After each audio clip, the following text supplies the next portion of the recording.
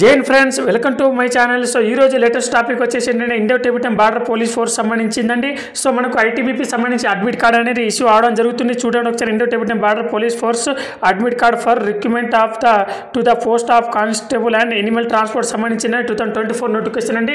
So మనకు ఎవరైతే ITBP సంబంధించి హెడ్ కానిస్టేబుల్ కానీ సో మనకు సఫాయి కర్మచారి, బార్బర్ కానీ అండ్ ట్రేడ్స్ మ్యాన్ సంబంధించి కానీ, ఎనిమల్ ట్రాన్స్పోర్ట్ కానీ, కిన్మెల్ పోస్ట్ సంబంధించింది కానీ, సో ఎవరైతే రకరకాల పోస్టులు అప్లై చేసుకున్నారో వాళ్ళందరికీ హాల్ టికెట్ ఇష్యూ అవడం జరిగిందండి. మేల్ ఫీమేల్ క్యాండిడేట్స్ అందరికీ హాల్ టికెట్ ఇష్యూ అవడం జరుగుతుంది.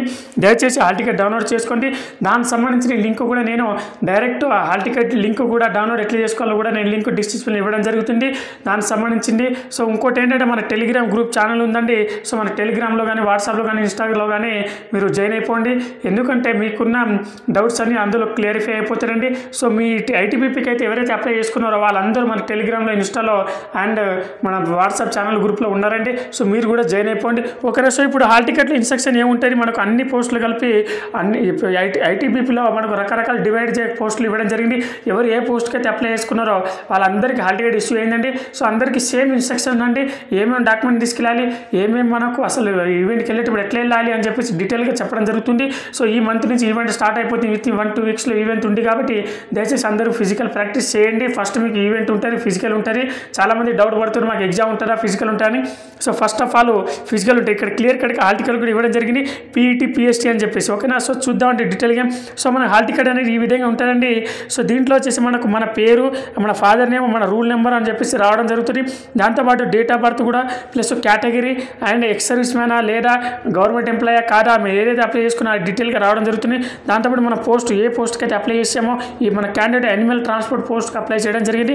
సో అది డీటెయిల్గా రావడం జరిగింది. ఇంకోటి రిక్రూట్మెంట్ సెంటర్ అడ్రస్ అండి. సో చూడండి ఇక్కడ క్యాండిడేట్కి వచ్చిన సెంటర్ అండి. చూడండి ఒకసారి, 45th battalion ITBP village Vidyapati post office, అమూర్ సౌత్, మదురైలో సెంటర్ పడ్డండి. మదురై డిస్టిక్, తమిళనాడు అండి. 625110 వెన్యూ. కాంటాక్ట్ నెంబర్ కూడా ఇవ్వడం జరిగింది. ఏమైనా డౌట్ ఉన్నా కూడా ఎగ్జామ్ సెంటర్కి వెళ్ళేటప్పుడు, ఈవెంట్ సెంటర్కి వెళ్ళేటప్పుడు ఏమైనా డౌట్ ఉన్నా కూడా అక్కడ మనకు రూట్ విషయంలో కానీ వెళ్ళేటప్పుడు ఎట్లయినా డౌట్స్ ఉన్నా కూడా కాంటాక్ట్ చేయొచ్చు అని కూడా కాంటాక్ట్ నెంబర్ ఇవ్వడం జరిగింది.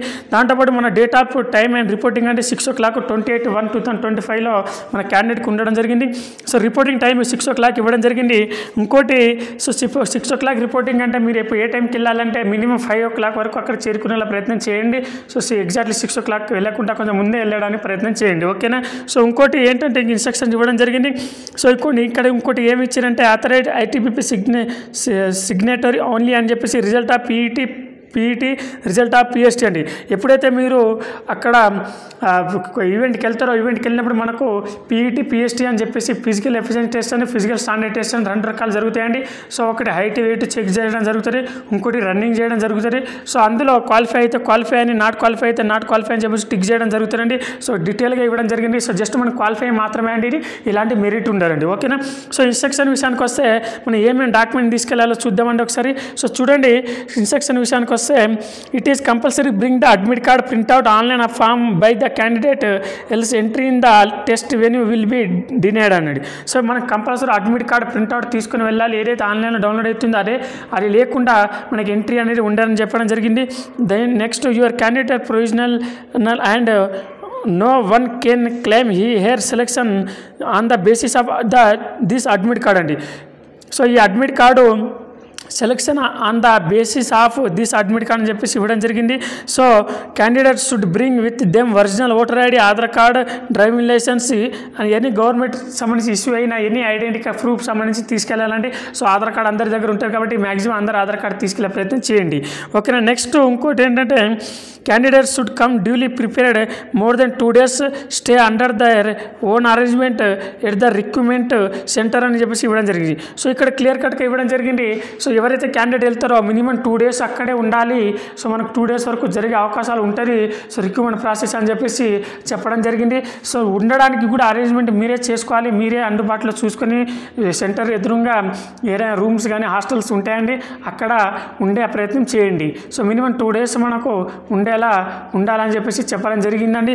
ఓకేనా. Next, ITBP shall not be అంటే 2 days పట్టవచ్చు, 1 dayలో కూడా అయిపోతుంది కావచ్చు ప్రాసెస్.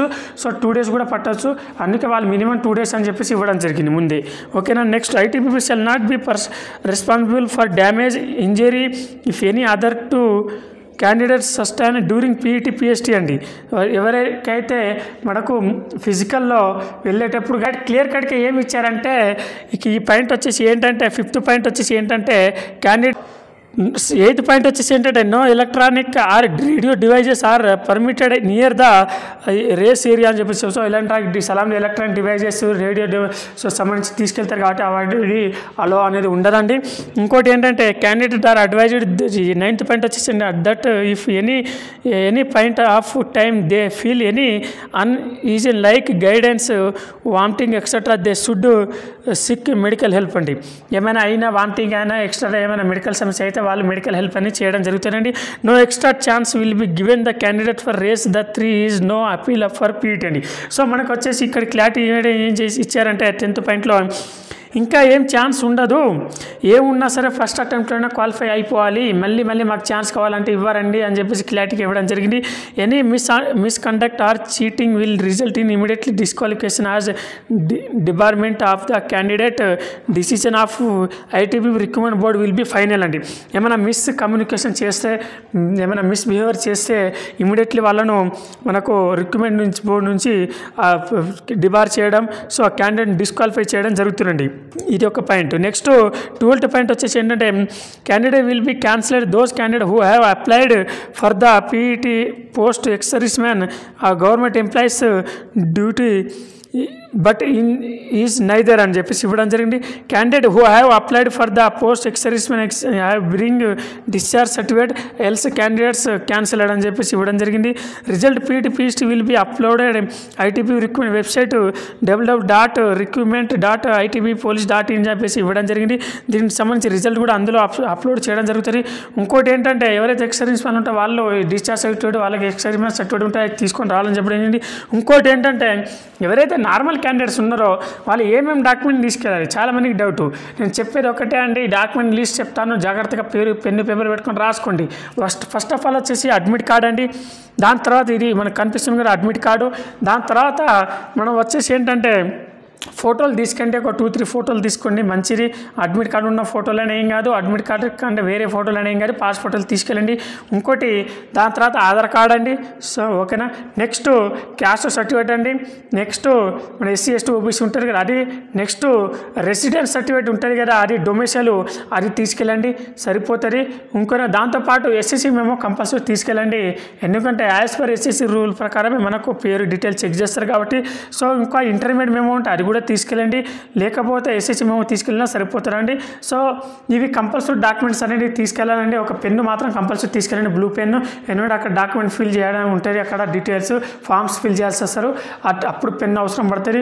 ఓకేనా. ఇంకోటి 2 daysకు సరిపోడా మనకు డ్రెస్సులు కానీ ఏమైనా తీసుకెళ్ళి వెళ్ళండి, ఎందుకంటే అక్కడ మినిమం 2 days ఉండాల్సి వస్తుందని చెప్పి క్లియర్ కట్గా ఇవ్వడం జరిగింది. ఇవ్వండి. ఈ ఐటీబీపీలో హెడ్ కానిస్టేబుల్ కానీ ఎనిమల్ ట్రాన్స్పోర్ట్ కానీ కిల్మెన్ ట్రాన్స్పోర్ట్ కానీ దాంతోపాటు సఫాయి కర్మచారి బార్బరు ఇలాంటి నోటిఫికేషన్లు ఇలాంటి పోస్టులు వేసి ఎవరైతే అప్లికేషన్ పెట్టుకున్నారో అందరికీ ఆల్రెడీ డౌన్లోడ్ అవుతున్నాయి, డౌన్లోడ్ చేసుకొని అందరూ సంబంధించిన ఇన్స్ట్రక్షన్ ఇవ్వండి. అంతా ఐటీబీపీ బోర్డే కండక్ట్ చేస్తుంది కాబట్టి అందరికీ సేమ్ ఇన్స్ట్రక్షన్ ఉంటాయి, సేమ్ డీటెయిల్స్ ఉంటాయి, సేమ్ డాక్యుమెంట్స్ అంటే ఇప్పుడు చెప్పిన లిస్టే. మెయిన్ థింగ్ మనకు Aadhaar card, hall ticket and 2-3 ఫోటోలు, మళ్ళీ caste certificate, domicile certificate and SSC memo లేదా ఇంటర్మీడియట్ మెమో ఉంటే ఇంటర్మీడియట్ మెమో కూడా తీసుకెళ్ళండి. సో ఇవి మనకు సరిపోతాయండి, ఇంతకంటే ఏం అవసరం లేదు. సో జాగ్రత్తగా వెళ్ళండి. అందరికీ ఆల్ ద బెస్ట్. ఇంకేమైనా డౌట్లు ఉంటే నాకు కామెంట్ చేయండి, నేను తప్పకుండా మీకు అందుబాటులో ఉంటాను. జై హింద్.